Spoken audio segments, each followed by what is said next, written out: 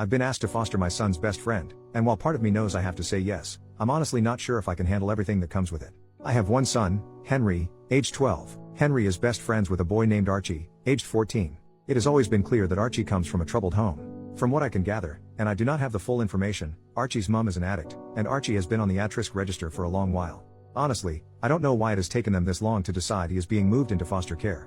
Last Friday, I received a call from my son's school, saying they couldn't discuss it with me but asked if I would give them consent for my information to be passed on to Archie's social worker. I agreed, and not long after, I had a call from his social worker explaining that a section something or other was being put in place, which meant that Archie was going to be removed from his home and placed into foster care. I was told that the school had recommended me and asked to see if I could take him in basically. They said it would likely be long-term until he turns 18. I honestly didn't know what to say, I was in shock. I have been unofficially supporting Archie for a while now. I pick him up from his house and drop him off at school with my son. He spends a lot of weekends at my place. On days where he doesn't come to my place, I make sure to pack him something to eat when I pick him up because he told me that his school lunch is his only meal most days. I buy him soap and deodorant, and I even wash his clothes for him. But supporting however I can and taking him on fully is a big jump. I'm a single dad. I have a decent job, but I'm far from well off. I live in a small 2-bedroom house, meaning Henry and Archie would have to share a room, which they do now when Archie stays, but it's only for short bursts. Plus, there's the responsibility of taking on another human. I was told that they had a lack of foster carers in the local area, so if I didn't agree to take him, it is likely he would have to move counties and schools. I don't want that. I was already having Archie stay with me for the 2-week Christmas holiday, so I asked if I could think about it and give them a firm answer in the new year. They agreed. Archie has not yet been informed about any of this. I've tried to make this a normal Christmas for him, as much as possible. My heart is telling me, of course, you're going to take that little boy in, but my brain is worried about the responsibility and cost of taking on another mouth to feed, another boy to clothe. At the same time, I keep thinking about Archie's situation. He has already had such a rough start in life, and I know he needs stability and care more than anything else.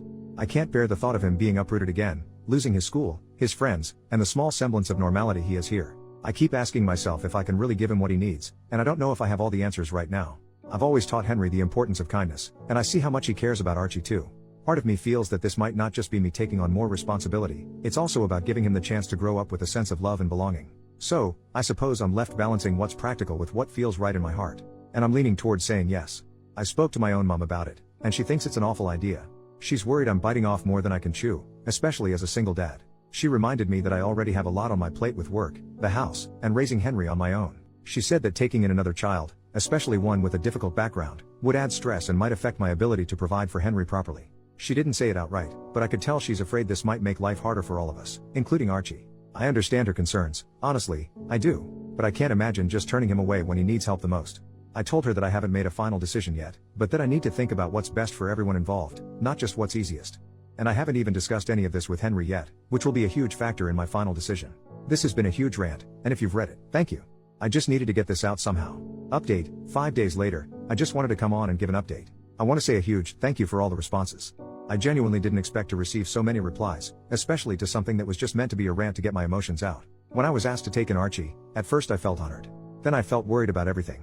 I am quite an anxious person in general, and my thoughts were flooded with concerns about whether I'd be good enough to support Archie in the way he needs.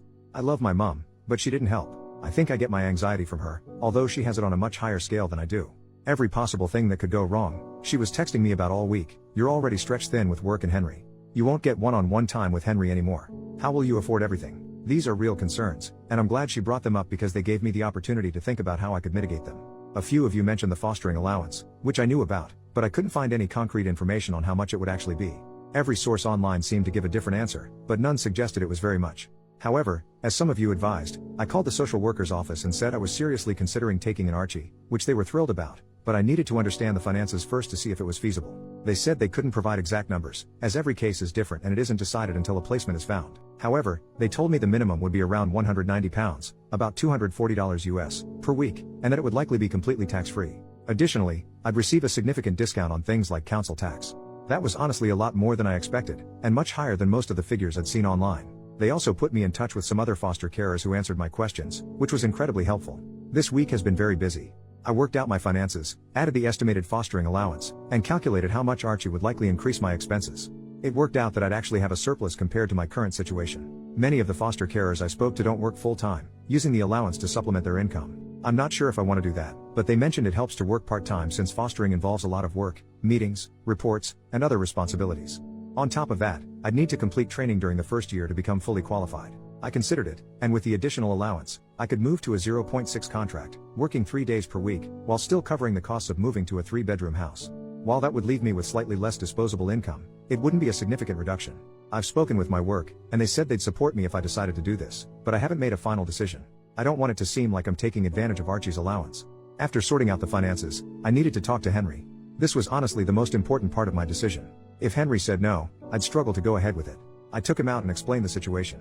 I didn't go into the details of why Archie is going into care, as it's not my story to tell, even though Archie himself has been open about his rough home life. I discussed the potential challenges, less one-on-one time, less privacy, at least in the short term while we find a bigger house, and so on. Henry was incredibly supportive. He said that he and Archie actually had talked a lot about how they both wished Archie could come and live with us.